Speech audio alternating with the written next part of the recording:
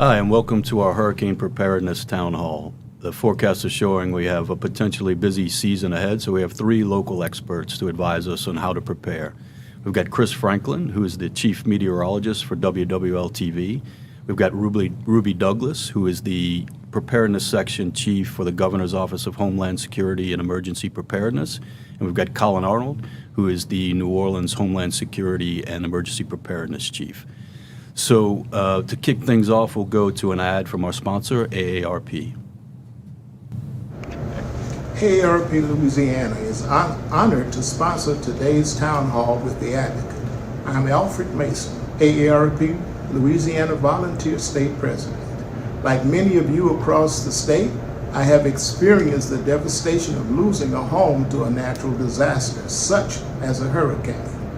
This personal experience fuels my dedication and passion for raising awareness about disaster preparedness. AARP Louisiana stands alongside you, providing vital information and resources like today's town hall. Year after year, we remain steadfast in our role as your wise friend and fierce defender in emergency planning. This is the essence of what we do at AARP Louisiana, empowering and protecting our community. To learn more and to get involved, visit the website below. So the forecasts so far this year have not been good. We always hope for the best but prepare for the worst.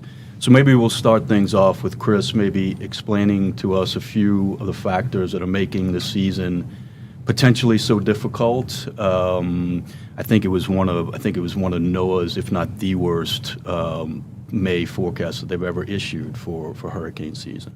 Correct. Yes. Really, even before the forecast came out, everyone was looking at the likelihood that this is going to be a very active season, and the factors coming into play were the above normal sea surface temperatures across what we call the main development region. So that goes from kind of beyond the Caribbean across that central part of the Atlantic. That's kind of the hotbed of a lot of our storms, and those sea surface temperatures have been running high even going back into the late winter. So we were looking at that being the hotbed in the coming months. And so that was already setting the stage. Plus, we're looking at the development. We're not in it yet, but the likely development of a La Nina. What that does is it kind of suppresses the wind shear, which would help to rip storms apart across that same main development region. And so with those 2 factors coming into play, we're expecting a lot more activity. Now, what's also interesting is that in an El Nino, which is what we still are under and had last season, and actually was kind of a record-setting El Nino, we still had an active season. So just because the ingredients are there for it to either be slower or more active, sometimes nature doesn't really care what these factors are. It'll find somewhere else to develop them. But all the factors are definitely there for it to be an active season. And yeah, like you said, the forecast from NOAA was 17 to 25. They give a range, named storms with 8 to 13 of those becoming hurricanes, and then 4 to 7 being major. And not a surprise when their numbers came out after Colorado State, who had also forecasted an active season. Everything is pointing to it being busy. What I don't particularly like, and I say this all the time on air about these seasonal forecasts, is that it doesn't tell you anything about landfall or impact. It doesn't tell you anything about what we could see here along the northern Gulf Coast and what impacts we might see in any given season. And I also don't like it for the fact that if, say, we were talking about all these amazing factors to keep it a suppressed season and we're not expecting many at all, would that really change your plans for preparation? I wouldn't think so. I think you prepare exactly the same no matter what those seasonal forecasts are calling for. Yeah, no, that's a great point. I mean, and I guess in some ways, a lot of those factors sound similar to what we had in 2020, 2021, right? When we had Laura, Delta, Ida.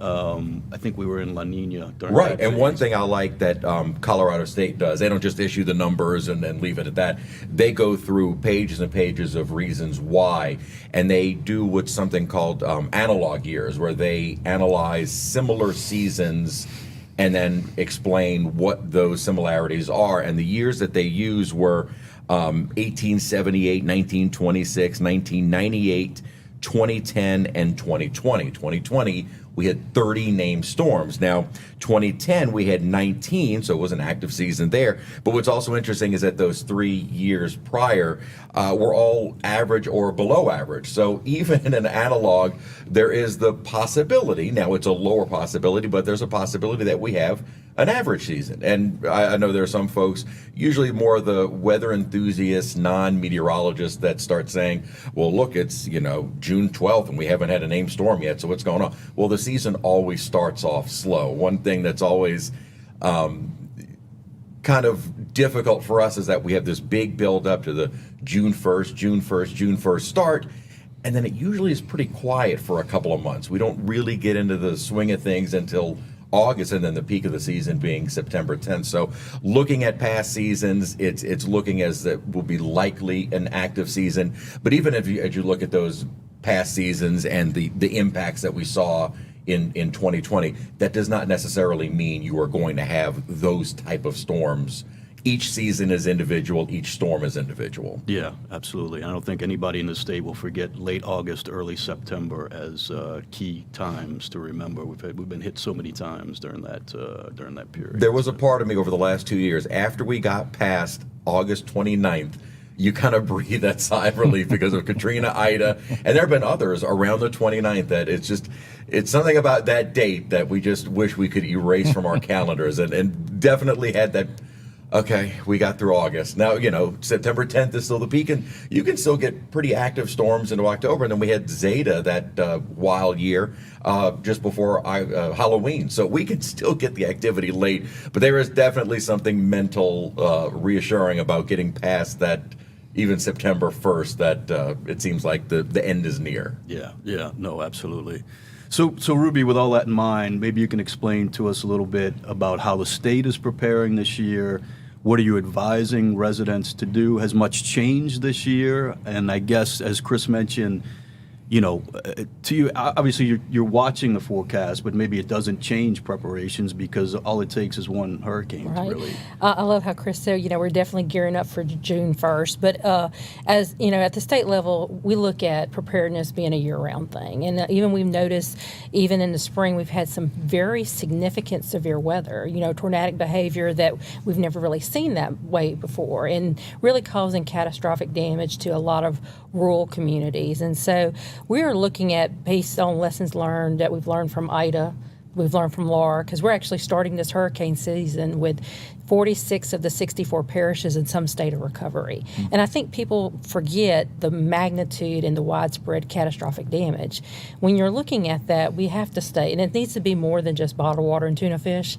I think everybody knows how to put their hurricane preparedness kits together, but really looking if the damage is that significant, how are they making their families comfortable? We know that the first thing goes out is power. And I'll be honest with you, we usually at the state level and local level talk about the first 72 on you. But we know that power grids can go down for at least 6 weeks to even 2 months. And so really thinking about what your family needs, going and heeding those warnings, because we've gotten really good about projections. So we're really kind of looking at that. If you can reduce your risk, get ahead before the storm, you're going to save yourself time, convenience of being comfortable, as well as if you get in that, we tell folks when people have a misunderstanding of what contraflow means, we say go before contraflow, because at least that way you won't be stuck in traffic. So really preparing from that perspective, and a financial preparedness, because if you cannot return home, you may have to relocate for a little while. And people don't like to hear that, but it's very, very true. When you go look at the past impacts that we've had in Hurricane Laura and Delta, as well as Ida, those communities are still recovering, and it's going to take a while for them to do that. Yeah.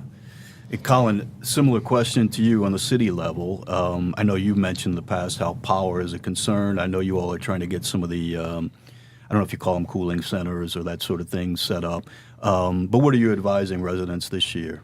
No, and I would harken back to what Chris said too. I'm not a fan of the big, hurricane season projections, because it's cliche, but it only takes one, and we've been impacted in below average seasons heavily, and we've saw last year 4th most active Atlantic hurricane season, and we weren't touched. So, I think that the key is to, and we have a community that's been impacted by hurricanes and by other disasters, and so I think that we're resilient And I think that for the most part, we're prepared, but I just want to make sure that people don't get complacent, and that at the same time, when they see those big numbers of 25 storms and things like that, that they're not losing hope in the fact that stay weather aware, have a plan, stay connected with your media sources, your trusted media sources, your government, whether that be through something like NOLA Ready, or if you're in another parish, reach out to the local officials and just be connected and be ready to go if you have to.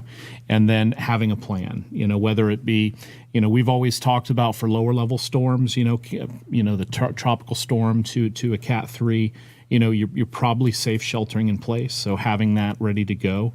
The higher level storms, the Cat 4s, the Cat 5s, obviously, I think evacuation, self-evacuation is preferred. It's always going to be on the table. It's always going to be something that you should look at, particularly if you have somebody that has, maybe elderly, has medical special needs, has, pre-existing mobility or medical conditions. It's something that, we're very concerned about. And so from our standpoint in the city, we've been looking at these storms over the past couple of years and seeing the rapid intensification, which is very difficult to predict. They're getting better at doing the track, but intensification is still a question. And so, there may be decisions that have to be made earlier than we would typically do in previous years. I think Rubby talking a little bit about contraflow. That's a decision that, takes a lot of time to set up. You're talking about 72 hours before the storm even arrives. You need in order to make that plan happen. It involves a lot of movement by law enforcement and infrastructure, transportation departments in 2 states. And so it is a challenge. And so I think what we have to prepare for and what we're working on at the city level is, like you said, what we've called cooling centers in the past. We were referring to them as emergency resource centers, or ERCs. We've got a lot of partnership with NORDC and our recreation department as far as having up to 14 facilities available that we can put power on in a very short period of time. They have transfer switches on them. We can set those up. It took us a little while the first time after Ida. I would say I think we've been able to cut that in half as far as being able to resource and have these things set up within, I'd like to say, at the most 24 hours after the storm passes, which is well within that 3-day, 72-hour kind of period of we ask you to be self-sufficient. We know that that's not always realistic, and so our goal is to get them out there as soon as possible. But what you're going to get there is some water, of course, ice, food, these types of different things to get people through, at least initially. A little bit of light medical triage, nothing serious there. Obviously, we'll rely on our partners with EMS to come and help out in that situation. But the ability to get into some air conditioning for a few hours, the ability to charge your mobile devices and be able to be connected to Wi-Fi. We have purchased several Starlink units that we're able to put on these facilities, regardless of whether or not your cell service goes down. We'll have some ability to connect there. And then, of course, working with the fire department and EMS as well, the ability to transfer oxygen bottles for those that need them, or batteries for people that are on medical devices that require those. We'll also have a number of fire stations around the city where you'll be able to switch out those oxygen tanks and things as well.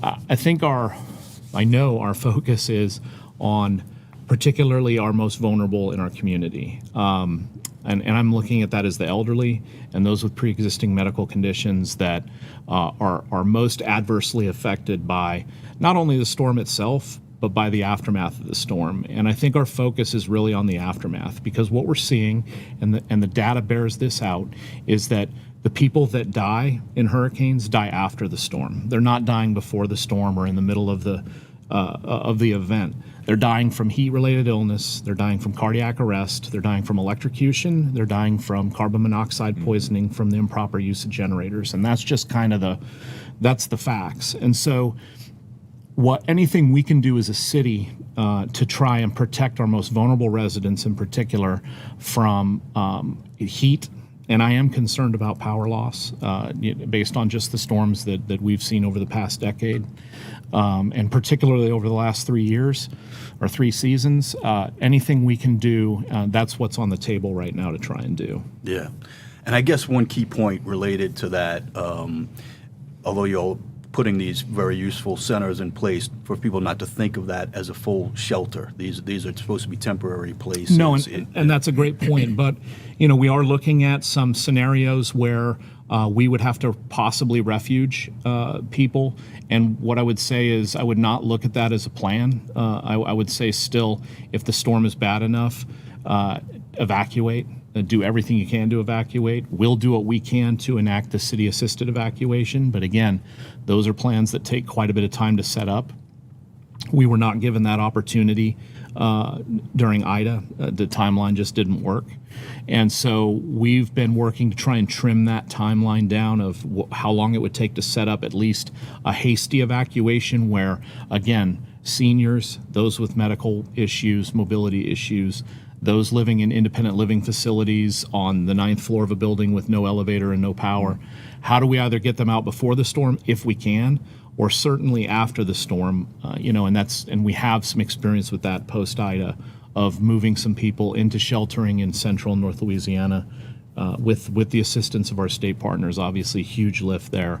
And then the ability to bring them back, and we actually set up our own sheltering at rec centers, a week, 2 weeks down the road, just to get people to a place where they're either getting into that transitional housing and those opportunities that will come after the storm, but at least kind of addressing that gap of, I consider about a week to potentially 2 weeks. Yeah.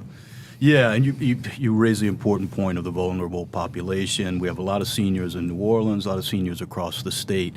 Maybe if y'all could talk a little bit about advice for the senior population.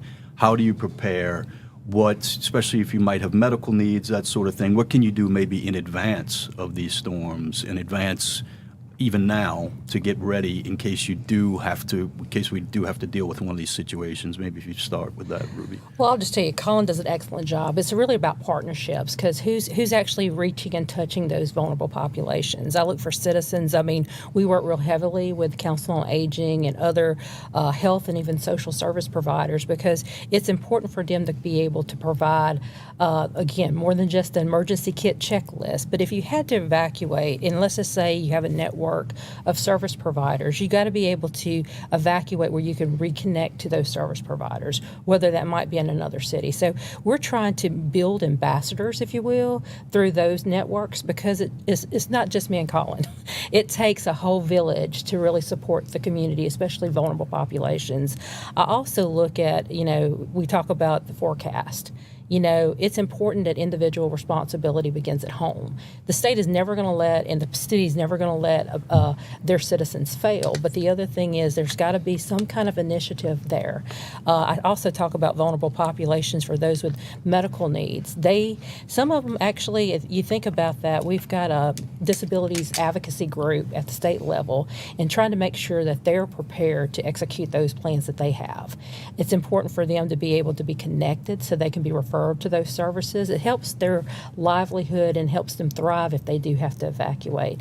And we can't forget the vulnerable when we look at folks that actually, oftentimes I think about other individuals that may have limitations. And that could be either from access and functional needs, or maybe they don't really understand the messaging. It could be that maybe English is not their first language. And so we need to make sure that we're building those stakeholders to provide ample information about hurricane preparedness, how to access those resources.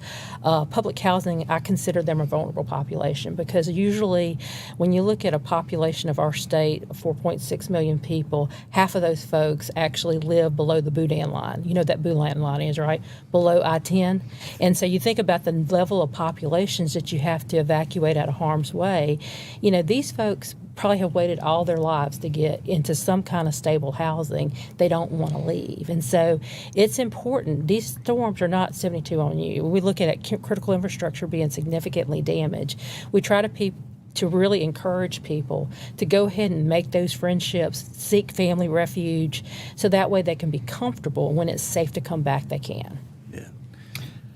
I'll just say first, Collin, you might get some debate on where the Boudin line begins and ends, but anyway. I'm going to steer clear of that one, but with everything else, I totally agree. I think that it starts with the family members of these vulnerable folks, seniors and those with medical conditions. You have to make them part of your plan. You have to come and get them. You have to make sure that there's a seat in the car for them if you're leaving, or that there's some plan to address them, because otherwise you're leaving them in potentially a very bad situation. And again, I mentioned some of these independent living facilities. These are not nursing homes. Nursing homes have been regulated for 20 years. They've learned hard lessons. They have power generation on site. They have evacuation plans. They have evacuation locations that they go to. They have transportation and medical and food contracts in place. I'm not talking about in New Orleans 13 nursing homes. We deal with them every year. They're a partner in this. What we're talking about is these independent living facilities, the ordinance that was passed after Hurricane Ida. We've identified about 68 locations around the city that specifically rent to those that are elderly and many with medical conditions under government programs. And, look, in fairness to them, there is not an expectation of care, like there would be at a nursing home or assisted living facility. These are apartment buildings, but we want to know who they are and where they are, and we're getting that information from them now by ordinance. I just reviewed a bunch yesterday. It's getting better every year as far as their kind of expectation or our expectation on them and what their level of being able to be prepared is. They don't have to have an evacuation plan. They don't have to have really a plan, but what they do have to have is the ability to communicate with us on a daily basis while we're activated during a tropical type scenario, to let us know what the condition of their facility is. And then they need to provide us a continual active census of who's in the building. And so we have that information. But what I would say to your question is, call 311 if you're in New Orleans. Register for the Smart 911 registry. If you are a senior, if you are somebody that has medical conditions or mobility issues, somebody who you think you cannot get out, we want to know who you are, where you are, and how to get a hold of you, because we've accepted that there will be situations where we may have to come and get you.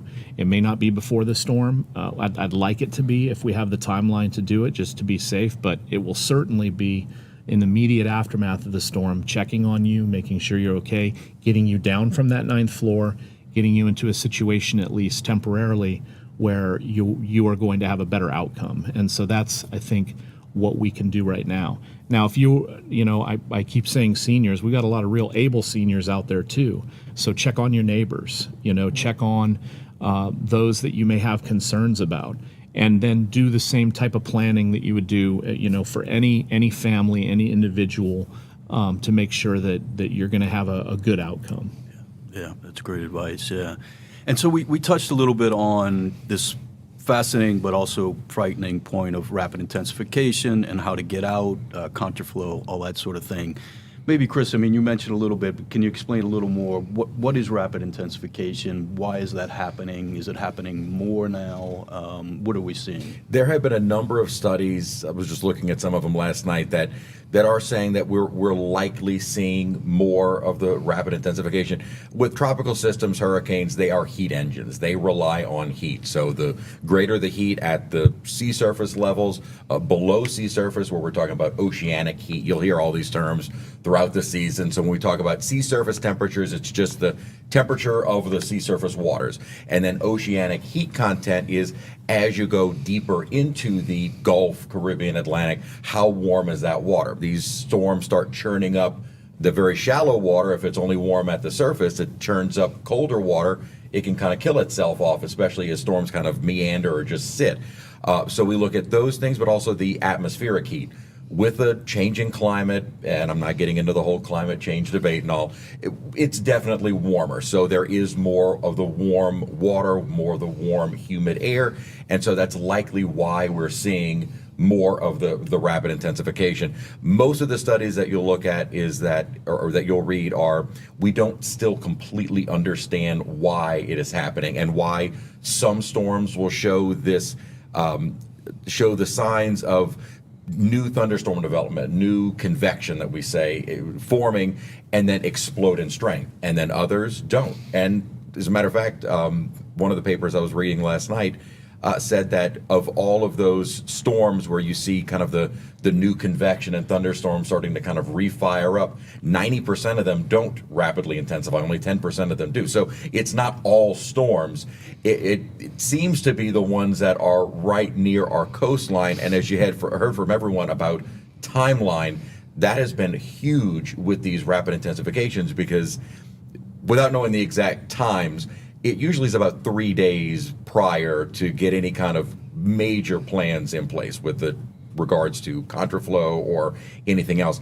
We don't really see that anymore. You're getting it now where, and even going back 100 years, most of these major landfalling U.S. storms are tropical storms, sometimes only 50 hours prior to landfall. So that timeline is shot. So this is something that we still struggle with, and you had mentioned before that or someone mentioned about the track forecast is pretty spot on. I will say you don't really see the track, the cone, changing a great deal. Once those initial forecasts come out, you don't really see the dramatic shifts in the track any longer. You'll see some wobbles here and there, but those tracks are pretty locked on.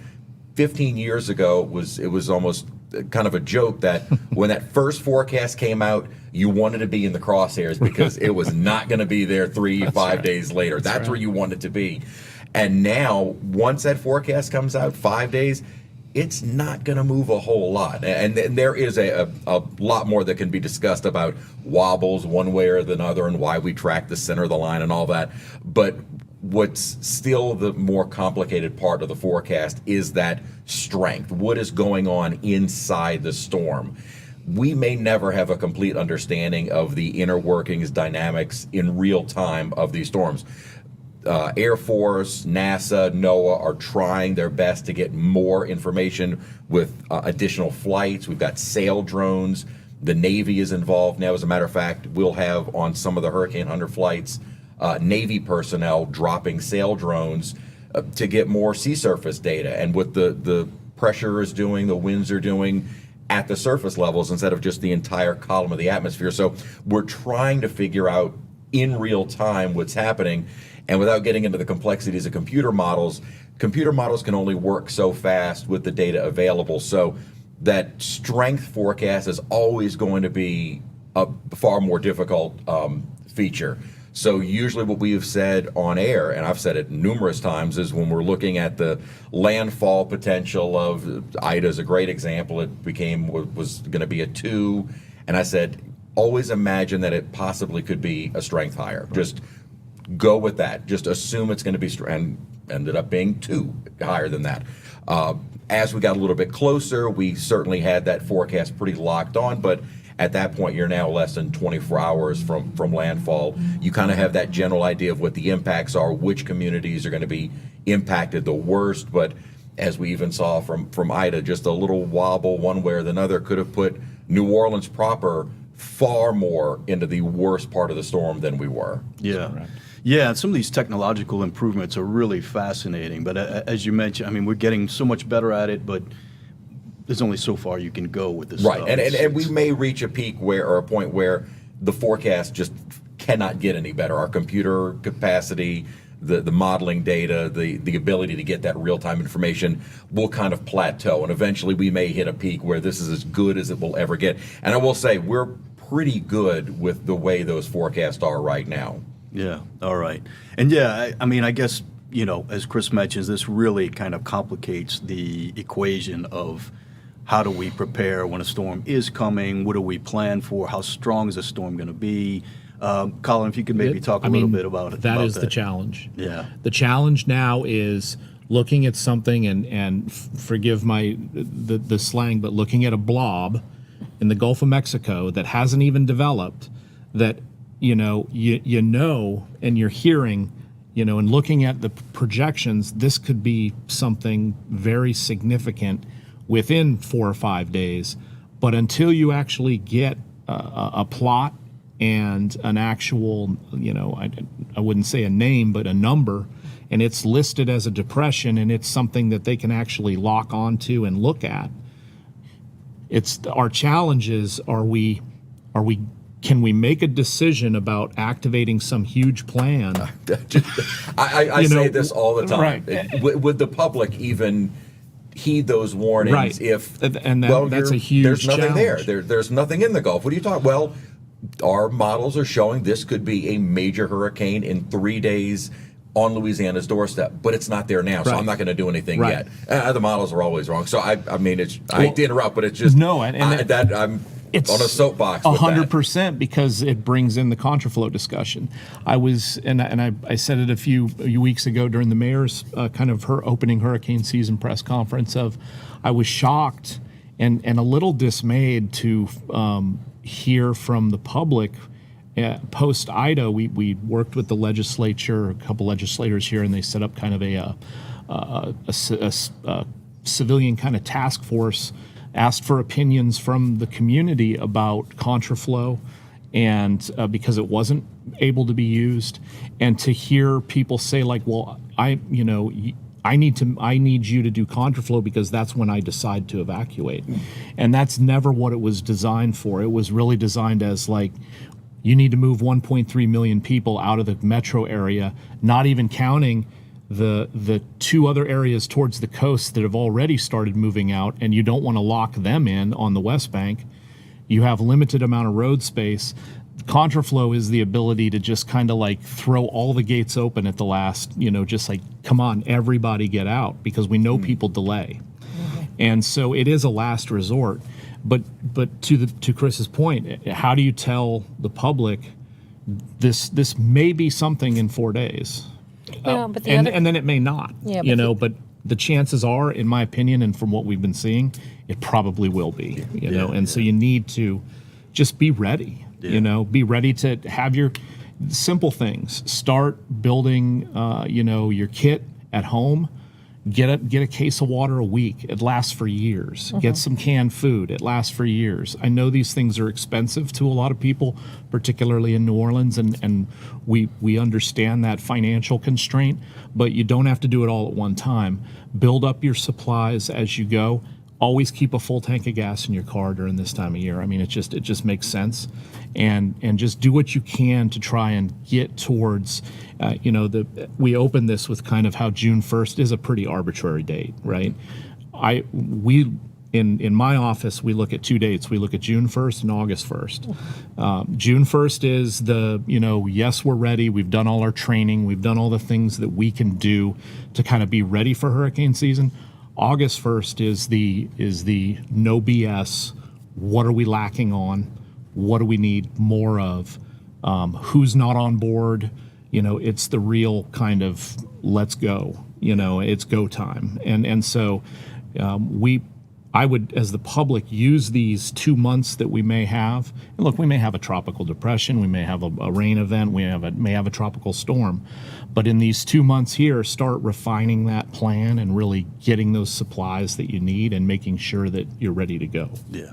Let me just mention real quick. I think we assume everybody knows what contraflow is, but maybe there's some new residents who don't know. This is when we turn the interstate lanes all in one direction so everybody can get out. It's only been used twice. It hasn't been used since 2008 during Gustav, and that's because it's incredibly complicated to put in place and can actually be worse if it's not done correctly in the right circumstances. So I think, as you all have been pointing out, don't rely on contraflow. It is a last-ditch effort that the state and the city uses when there's no other options. So you have to get out before that. So anyway, Ruby, if you want to address some of those Well, I issues agree too. with Collin on there because we look at it as preparedness because we talk about hurricanes, but we also know the great floods of 2016. That was just a depression. And so, here's the thing: I don't watch the forecast just to know to bring my umbrella. I do know that there's certain areas that I can't drive in because they're low-lying areas.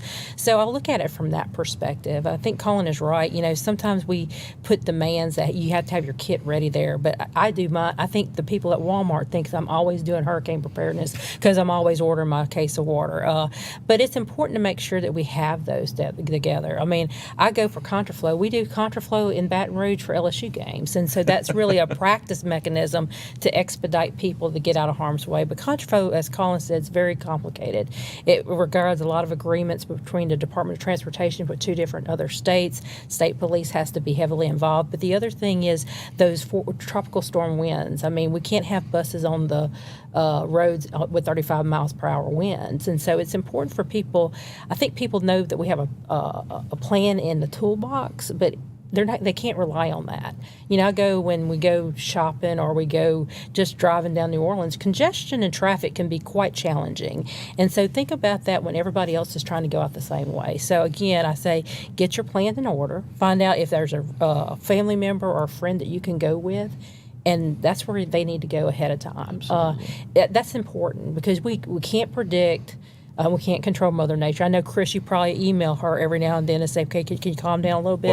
On occasion. But we can't control that. And we can't predict what impacts are going to be able to happen there. I look at people, if they want to have real comfort and for their family and themselves, to get out of harm's way before we have to exercise these other extreme measures. Yeah. Maybe if you all could talk a little about kind of just real practical stuff, like at what point do you advise people to leave? I know we just discussed how rapid intensification is making that difficult, but sort of in general, at what point should people look to get out?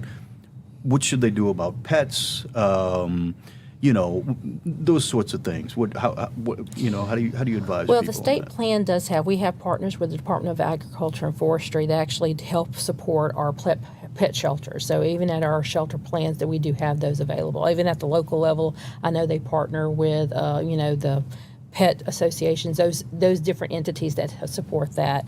I guess from my perspective of doing that, I think about the hardcore Louisianian. And I think we have experienced 3 years of massive storms that nobody ever thought they would see. When I do my preparedness message, I know that there's probably somebody in the audience that, I lived through Betsy. These storms are different. And even at the last tornado storms that we saw in Texas, those steel pipe power lines were bent like fists. And so we're looking at damage to critical infrastructure so much more significantly. I look at this from a perspective that they have to go ahead of time. And so practical things for them to do is to make those decisions. They have to heed the forecast. They need to find a reliable source. I know everybody's got Facebook, whatever they want to do, but finding that source that you can rely on, listening to public officials, provide that. The other thing is we do have residents and citizens that are living in substandard housing, whether that's mobile homes, travel trailers. Those are not the appropriate places to do that. So they need to really seek shelter ahead of time. I know, Collin, they do all kind of alerts at the local level too. So we are meeting not just at the local partnership level, but also at the state level. So when that messaging comes, we definitely provide that support so they can make the best decisions for their family. Collin? Yeah. I mean, if we're able to make the call of either voluntary or mandatory evacuation, we will do it. And that's the time to go. Like from the, start a stopwatch as soon as the word comes out from the mayor, from the governor, it's time to go. Unfortunately, when we're talking about rapid intensification and things like that, those decisions probably are going to be very difficult to make under the circumstances because of the amount of time that you have to have in advance to do things like contraflow and to make steps like city-assisted evacuation and things like that. So, I hate to say it is rather, specific to whatever the situation the person is in or their family is in. If they have people that have medical special needs, dialysis, things like that, leave as early as possible. When you start seeing a lot of these things, when you see Chris doing a forecast that is, hey, listen, pay attention, this is something, that's the time to really have the car ready. If you're going to leave, if you're going to hunker down, just be prepared that afterwards you may have to get out quickly, or, you know, it may be rather uncomfortable here for a week or so, or 2 weeks after the storm. But I think that our local media here is very good at leveling with the folks and leveling with the community about kind of where we're at. And then we're taking a lot of cues from the Weather Service, from our local partners here with media about, you know, what's this timeline going to look like, and what can we put together out of our toolbox to try and make sure that particularly the most vulnerable are going to be, you know, are going to be at least on an even footing with everyone else. Yeah. I think one thing, too, that people forget about, and the further away we get from Katrina, I guess, people, are really forgetting. But so we do have a new levee system in New Orleans. We're much better protected than we were during Katrina. But this system isn't invulnerable. It's as the experts say, it's probably going to be overtopped one day. Collin, what do you tell people? I guess there's probably some residents who say, I don't have to go anywhere. We have the levees now. Do you all try to advise people on the condition of the levees, or, what the state of that is Look, now? we work very closely with the Corps of Engineers, and now really more of the local levee districts and the flood protection authorities east and west. I think it was tested during Ida, particularly on the West Bank, but it wasn't tested on the East Bank, and I think that's pretty clear. We've had some years of low river lately, so that's another consideration. So what I always try and say is, to your point, it's the best levee protection we have had, and it is exponentially better than 2005, which is what caused these issues with Hurricane Katrina. I have a lot of faith in this system, but it's a system. It's built by humans. It's not infallible. I think that we have to be ready in case that happens. I'm a little bit less worried about the hurricane and storm damage risk reduction system, the levee system, as far as the catastrophic type flooding that you saw 20 years ago. A little less concerned about that, and I'm actually more concerned about infrastructure issues like drainage, infrastructure issues like power, and having to try and navigate and live here post-storm immediately and getting people back. That's my main concern. But I think that the system itself is amazing. I mean, you look at the surge barrier and some of these other protective measures that they've been able to build. I think we're definitely in better shape. I just think that everyone always has to be ready for the worst case scenario. Yeah, the most expensive project of its kind in the history of the Corps of Correct. Engineers. Biggest design build project ever. Although I think they're working on something somewhere else right now that might be bigger, but that Lakeborne surge barrier at one time was the largest project the Corps of Engineers ever built. Yeah. But the conditions are also changing rapidly. It's built for 100-year storm surge, so we have to be prepared for that. And we also have to be prepared for, I guess, there's a lot of rainfall events that are happening with these storms that we maybe don't think of as much, I guess, Chris. Is that, I mean, we saw in Harvey, for example. Right. Well, the impacts per storm are completely different. Some are more wind events, some are more surge, some are more rainfall, some are a combination thereof. But what's also interesting, what you just saw in South Florida, they've had several inches of rain, and this was an unnamed just rainmaker. We can easily get these big summertime rain events, tropical or non-tropical, that can dump a deluge of rain. As a matter of fact, we kind of joke I don't remember exactly. It might have been Barry that we were waiting for. We knew it was going to impact us on a Wednesday. So the focus was on Wednesday, and 2 days before we get this That was deluge. Barry. I don't remember. Was it Barry? And it was, Yep. and it was like, where did this come from? Right. And I went, It's not even the storm yet. This is even, and Barry did absolutely nothing to us, but it was a summer thunderstorm. We got into that track where it kept training and just kept building, and we can see what happens with those types. And Rubby had mentioned with tornadoes. I mean, we have kind of a year-round risk. I mean, we're obviously focusing more on hurricanes, but just some of those tropical downpours that we can get that are unannounced in the summertime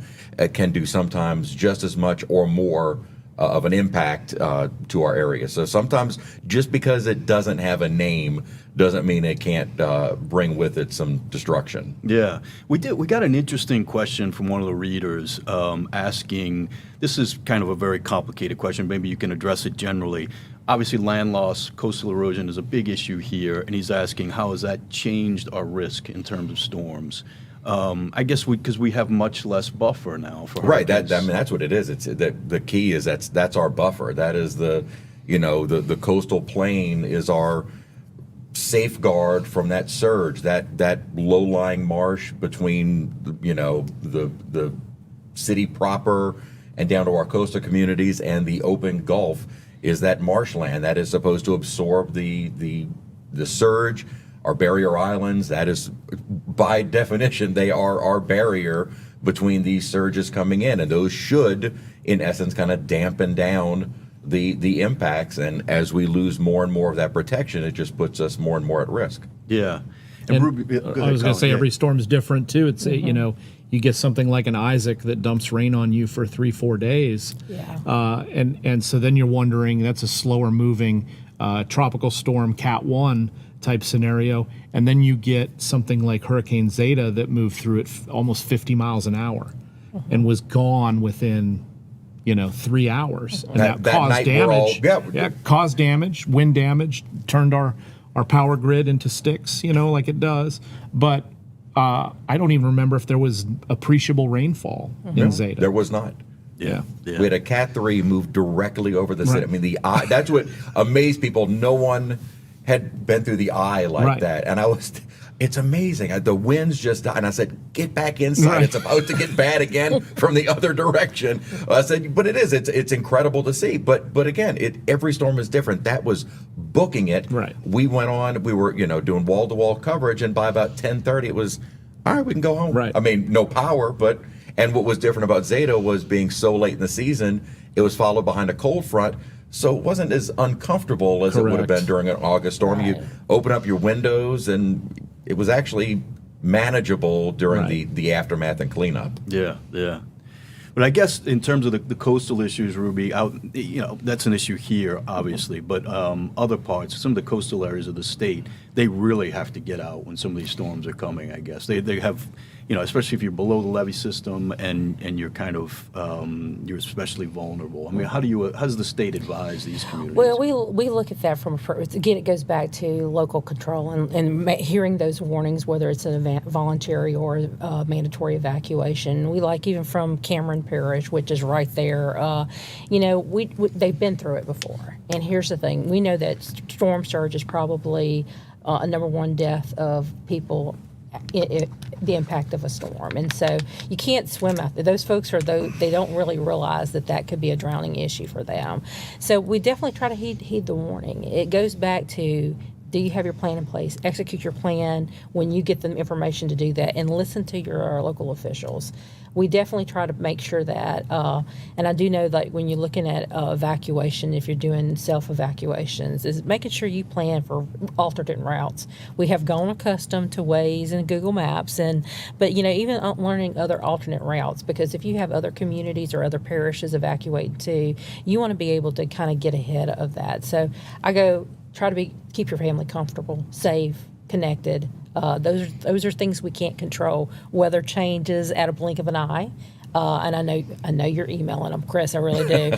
But I just, here's the thing. We can't ever determine, is it just going to be a wind event? Is it going to be a rain event? Is it going to be major flooding for that? So it's important for them emergency managers have a difficult job. They have to listen to all decisions, data, information, but they're looking at all that information to they tell their local officials so they can make the better decision for the citizenry. But the other thing is, I think that is ownership to the families too. You're trying to make the best decision for your family, and I want you to think about that. Think about the number of households that might be the single mom with 3 kids. Can you imagine evacuating 3 kids under the age of 5? That mama has a lot on her plate. And so it's important to make sure that you have the partnerships and support to make sure you get out of harm's way. Our number one issue is to protect life and property. And that's what we're going to do. The other thing is ownership happens at the individual level too. And so making sure you know your plan, you've already planned for it. We talk about power going out, and Collin's got a great idea, making sure your tank is full during this time of year, but also making sure you have some emergency cash because those ATM machines will not work. So making sure you have alternate sources to have some redundancy so you can get out of harm's way. And this, obviously insurance is on a lot of people's minds in this state right now. A lot of that discussion is beyond our scope today. But maybe if you all have any advice for, often people come back, they find damage, they have to make claims, they end up fighting with their insurance company. Can you all advise people on what to do? Should they take pictures before and after? Should they make sure they have certain documents with them to make sure they can make an effective claim with their insurance companies after? Absolutely. I tell them to go ahead and document it beforehand. That way you can have a timestamp of this is when this picture was taken. Do a complete inventory of your house. The other thing is make sure that you know more about Jake that State Farm wears khakis than he wears khakis. It's important for you to look at your policy, your settlement papers. I go back to the flood of 2016. There's a lot of people that had flood insurance but didn't have contents because they didn't think. Think about the myths. Really get to your local emergency manager always has data on. The reason why they collect data on damages is because they want to be able to be proactive and mitigate those risks. And so I think we own it to ourselves is to make sure that we look at policies ahead of time. And with flood insurance, it's supposed to help protect you. I know that they came out with Flood Risk 2.0, and they came out on not Valentine's Day, but April the 1st, which is bizarre. But it's important for us to know our limits. It's also important if you have insurance issues, contact the Department of Insurance. They have a community advocacy group right there that really fights for those consumers. And I think it's important to understand that lingo. I think we take, for instance, that we got insurance, but we never really read the policy. And like most people have a misperception, if you have insurance, I can't apply for FEMA.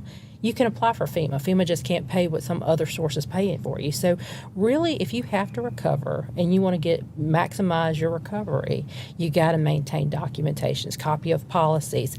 I tell people to scan it, either send it to yourself on a Google Drive so if you could access it somewhere else. It's important for you to keep small things like even a paper or invoice from your electric company, because you have to prove ownership and occupancy when you apply for FEMA. And FEMA has done some significant reforms for their individual assistance program because of the fact that I think because Louisiana has had multiple back-to-back storms and we've had so many struggles with folks being able to get even play field for recovery. So it's important for us to make sure that you have your packet together. And that way, when you're filing for that claim, keep a journal. Who you talk to, when you talk to, what was their phone number, their email, what you provided. Because it becomes if you didn't document it, it didn't happen. And so those are the things I would tell. And if you don't know your policy that well, call Jake from State Farms and say, please explain this to me. Because there were a lot of folks in Ida, believe it or not, that had loss of use. They could have, that insurance company could pay for a hotel room for them, and they didn't know they could access it. Yeah, there's a hurricane deductible. I think a lot of people don't realize that's in addition to your regular deductible, right? So Right. yeah, you have to be aware of that. Yeah, I would agree with everything. I would just say that there's no such thing as too little information. To have everything, every season, take a good assessment of what you have, where it's at. Do an insurance checkup with your insurance agent, and just say, look, is there anything we should be doing? Because they know, and they're locals. They're doing the same thing. They're going to recommend, look, you may need to come up a little on this, or, I doubt they're ever going to say you don't need this, but, they're at least going to get you, because we find underinsurance a lot, which can be addressed through federal programs, but, you'll have to go through the process. And what I will say is the state has set up damage.la.gov. I think it's it's a great website. Enter in your damage into that website, because what we do as locals, we do it as well. That goes directly to the people at FEMA who need to see what we're looking like on the ground, and how much assistance is going to be needed to come down here. It's not the only thing they look at, but it's something, I think, a very accurate snapshot, especially in the first couple of days after a storm.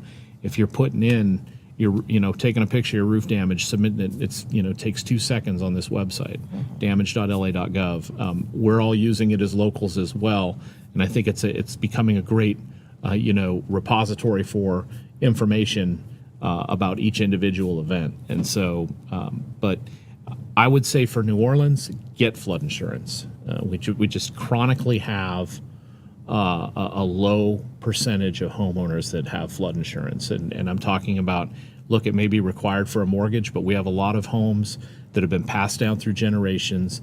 They don't have mortgages, and they're underinsured or they're not insured. And so, I know it's a burden, but it will make your life so much easier just talking about that from the perspective of getting back into your home, is to get insurance. Yeah. All right.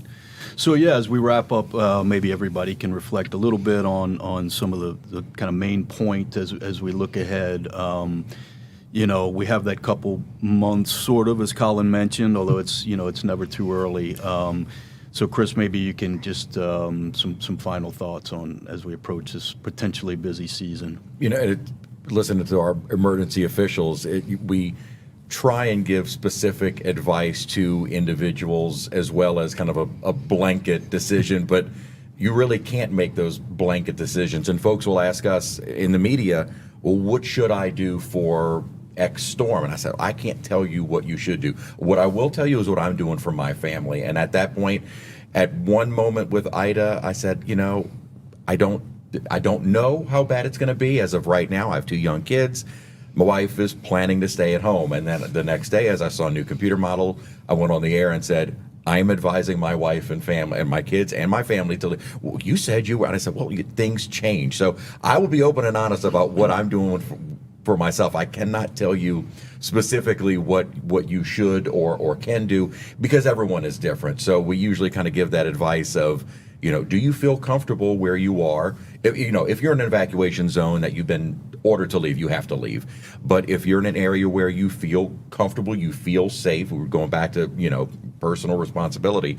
And then also, we as we've kind of experienced from past storms, are you okay if you don't have a generator with sitting in 95-degree weather, high humidity, heat index of Lord knows what in your home for sometimes weeks on end? If you're okay with that, then by all means stay. But otherwise, you have to treat each storm individually. And that's why just that one forecast cone graphic doesn't tell you the whole picture. That's why we're going to go into great detail, sometimes more detail than my producers would like me to go into, because I'd like to spend a lot more time explaining it. But the thing is, each storm is completely different. The impacts, where it's making landfall, where those impacts could be greatest.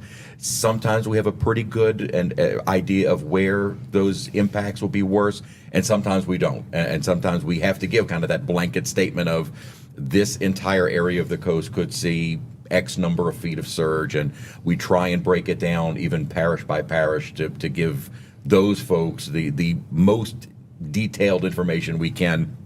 But as Collin said, it does sound cliche. It only takes one, and each storm, each season is completely different. So just because you went through major Hurricane Ida unscathed, you got your power back fairly quickly, damage was minimal or even non-existent, that does not mean a storm making landfall in almost the exact same place is going to have the exact same impacts. Absolutely. Yeah, that's some great points. Ruby, do you want to address some of that? I would agree with Chris on that. I guess for me, though, it's more of lessons learned because the way I look at it is, we can't predict that power grid's going to come back in 72 hours. And so I really do worry about the folks that says almost hunker down and then services are not there, power's not there. It's really a danger area. Communication is down. And so that causes more stress for a family. I think about significant trauma that does for not only family, but even first responders that are trying to get restoration back in their community. So to me, I always say go before contraflow. because of the fact that you want to be comfortable. I like power. I mean, that's why I work in emergency management, because I got to do shelter duty and I had a generator there. But, here's the thing. We do have folks that are vulnerable. Do you have 3 weeks of medication? Because your pharmacy may not be open when you hunker down. So I would just say, do you have the resources to maintain? And we also know, based on Hurricane Laura, Delta, and also Zeta, all the Mardi Gras crew that came in, and plus Ida, we know that those communities were crippled for a very long time. It took them at least 6 to 8 weeks to actually get restoration. And so when I look at that, I said, that's not a safe place to be. Sometimes there's folks that may have to relocate because the housing stock is so crippled. And so that's how you prepare. If you couldn't return back to your residence based on catastrophic damage, do you have what you need? Can you be connected to services? So I go back from lessons learned most recently in the 5 years that I've been at GOHSEP, and I've worked in emergency management for over 30.